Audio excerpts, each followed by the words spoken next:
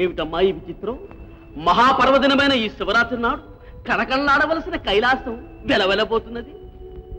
ఆదిశంకరులు ఎక్కడమ్మా?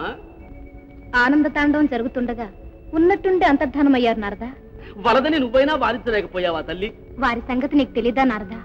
శంకరులు భక్తవ శంకరులు. అందులో సందేహం ఏమీ లేదు. స్వామి అని పిలిస్తే చాలు ఏమి అని ప్రత్యక్షమవుతారు. అంతేనా? ఆ బోళ్ళా శంకరుడు అడిగిన వారికి 2, అడగని వారికి 4 వరాలు ఇచ్చి మరీ వస్తాడు. ఎంతసేపు ఇతరుల గురించి ఆలోచించడమే గాని తమ గురించి ఆలోచించడం లేదమ్మా వారు. అందుకే మీ సంసారం ఇలా ఉంది. మా సంసారానికే ప్రపంచంలో ఏ పురుషుడు చేయని త్యాగాన్ని పరమేశ్వర్లు చేశారు. నన్ను సామేని చేసి వారి శరీరంలో అర్ధభాగాన్ని నాకు ప్రసాదించారు. నారాయణ, ఎంత అమాయకురాలివి తల్లి. శరీరంలో సగమేమిటి, పూర్తిగా ఇమ్మన్నా ఇస్తాడు మగవాడు. ఇవ్వవలసింది శరీరంలో భాగం కాదమ్మా, మనసులో భాగం. శ్రీవారికి నీ మీద అంత అనురాగమే ఉంటే ఒకరి కాలి కింద పుట్టిన గంగను తెచ్చి తల మీద పెట్టుకుంటాడా? నీకు వారి మీద ఉన్న అపేక్షతో వారు చేసే ప్రతి పనిని మెచ్చుకుంటున్నావు గాని ప్రపంచంలో అందరూ నవ్వుతున్నారమ్మా. ఏమిటి, ఆదిదేవుని అపహాస్యం చేస్తున్నారా?